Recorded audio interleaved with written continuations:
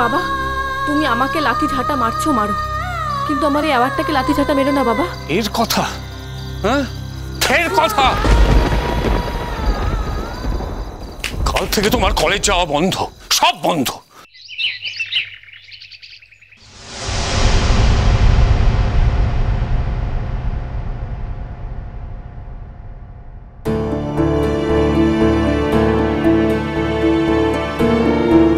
আমি তো আপনাকে বারণ করেছিলাম ম্যাম, আপনি কেন এলেন আমাদের বাড়ি?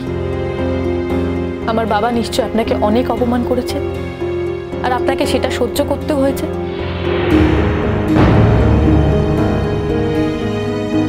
আমি তো আপনাকে আগেই বলেছি ম্যাম, আপনার অপমান আমি কিছুতেই সহ্য করতে পারি না। তাহলে কেন এলেন আপনি?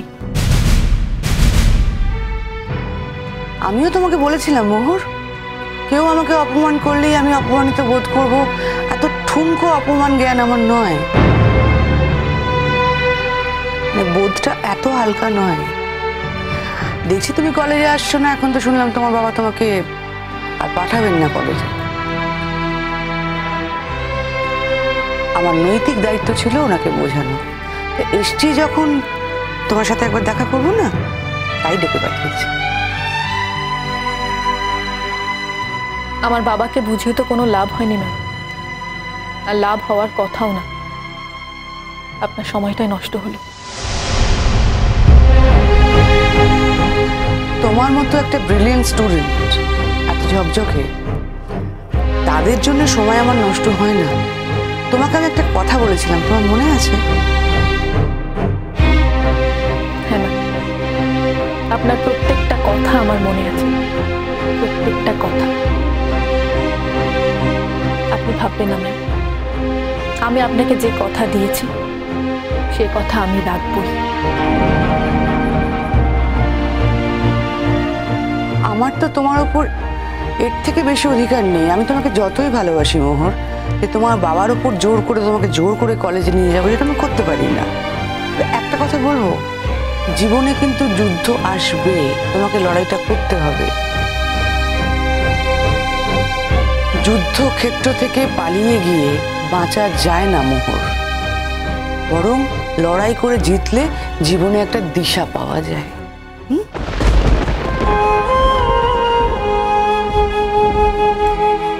যাই হোক, আসছি।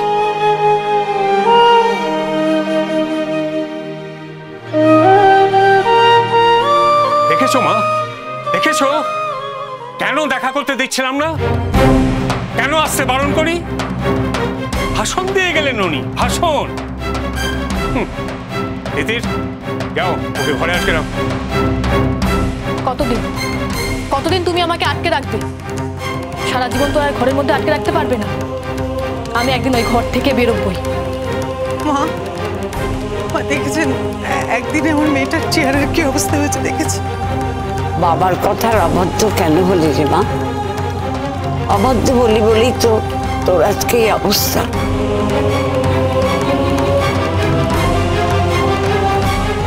চল ঘরে চল।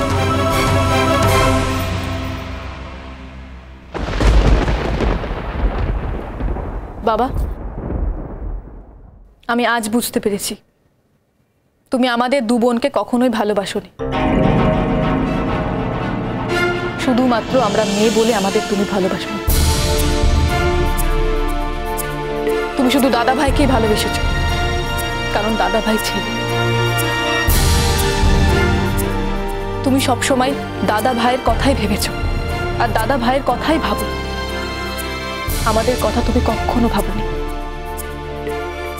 আসলে আমরা তোমার দায়, আর দাদা ভাই তোমার দায়িত্ব।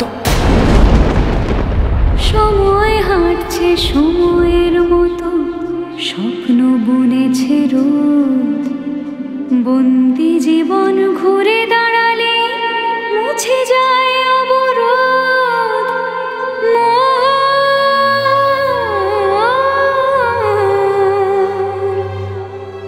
বুকের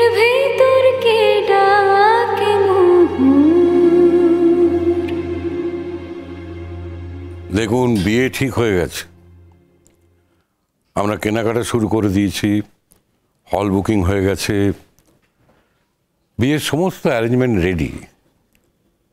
ঠিক এই সময় আপনার মেয়ে যদি এরকম একটা অন্যায় আবদার করে, তাহলে তো শঙ্কর রাগ হওয়াটা স্বাভাবিক। দেখুন, এই মেলটা তো আগে আসেনি, আগে আসলে না হয়। আর তাছাড়া আমরা তো কোনো কিছু হাইড করিনি। শ্রেষ্ঠার যে বিয়ে করার ইচ্ছা নেই তাও তো না। আপনারা তো ওর কথাটাও একবার বিবেচনা করবেন।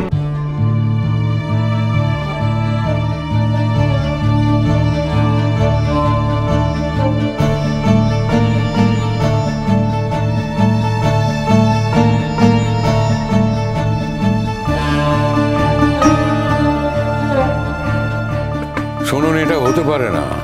এরকম একটা সিদ্ধান্ত নেয়ার ছেলে মানুষই ছাড়া আর কিছু নয়। শ্রেষ্ঠা, আমি তোমাকে বলছি, তুমি এই প্রস্তাবটা অ্যাকসেপ্ট করো না। আমি এই সুযোগটা জীবনে কোনোদিন পাবো না জেঠুমণি। কিন্তু এই সুযোগটা যে তুমি হারাচ্ছ, এটা যে জীবনে আর ফিরে পাবে তার কোনো গ্যারান্টি নেই। কিন্তু শঙ্খ তো পরিষ্কার বলে দিয়েছে, তুমি যদি বিদেশে পড়তে যাও এই বিয়েটা হবে না। আপনাদেরও কিন্তু একটু ভেবে দেখতে হবে। তোমার আগে থেকেই যখন এই লক্ষ্য ছিল, তাহলে তুমি আমাদের জানাওনি কেন? তাহলে তো আমাদের শঙ্খ একটা মেন্টাল প্রিপারেশন নিতে পারতো, আগেই ঠিক করে নিত যে তোমাদের বিয়েটা হবে কি হবে না। আমরা তো প্রথম দিনেই একদম ক্লিয়ার করে দিয়েছিলাম যে চাকরি করা মেয়ে আমাদের বাড়িতে আমরা কিন্তু অ্যালাউ করব না।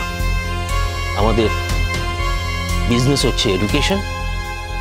গেস্ট লেকচারার হিসেবে তুমি কলেজে গিয়ে লেকচার দিতে পারো, আমাদের বিজনেস পার্টনার হতে পারো, বাট স্লিপিং পার্টনার।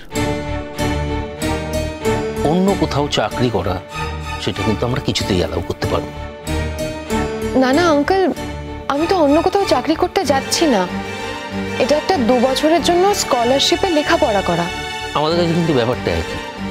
আজকে তুমি এই সুযোগটা পেয়েছো বলেই তো তুমি বিয়েটাকে ইগনোর করছো।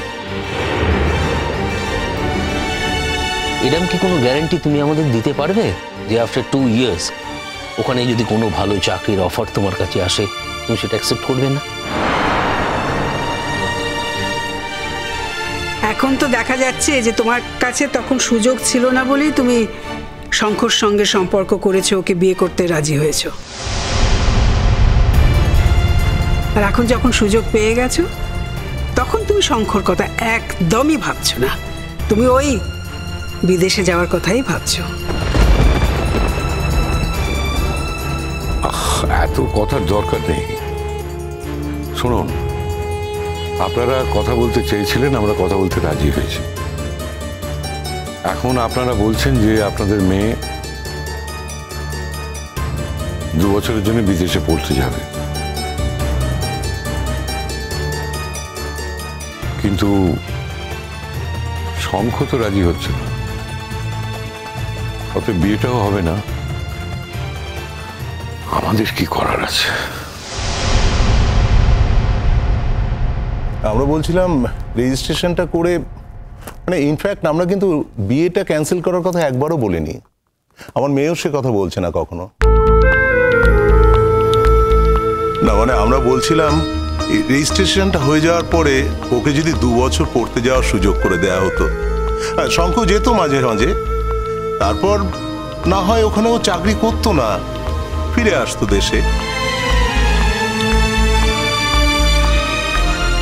দেখুন, এই ব্যাপারে আমার ছেলের ডিসিশন যেটা হবে সেটাই ফাইনাল হবে।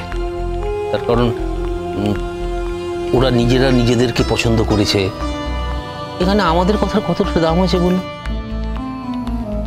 তবে আমার মনে হয় না যে আমার ছেলে এরকম কোনো একটা প্রস্তাবে রাজি হবে। শঙ্খ তো বাড়িতেই আছে, ওকে ডেকে পাঠাও। শ্রমণা, যাও শঙ্খকে ডেকে নিয়ে এসো, ওকে বলো ওর যা বলার এখানে এসে বলতে।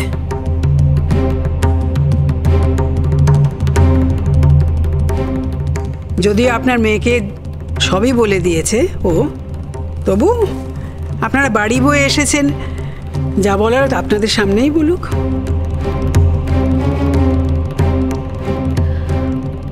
আমি জীবনে একটা সুযোগ পেয়েছি, আর সুযোগটা লেখাপড়া সংক্রান্ত।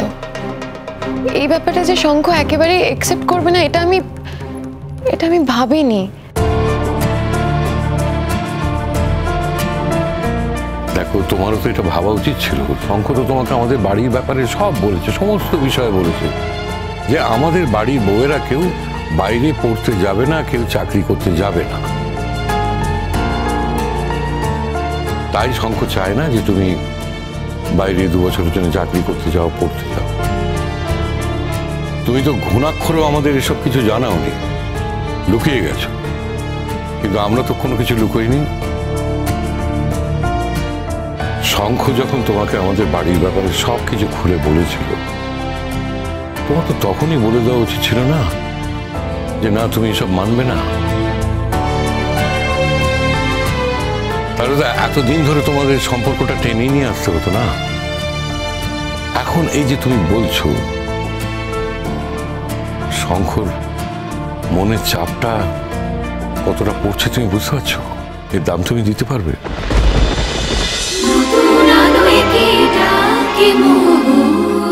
চলো চলো চলো চলো চলো পাল্টাই।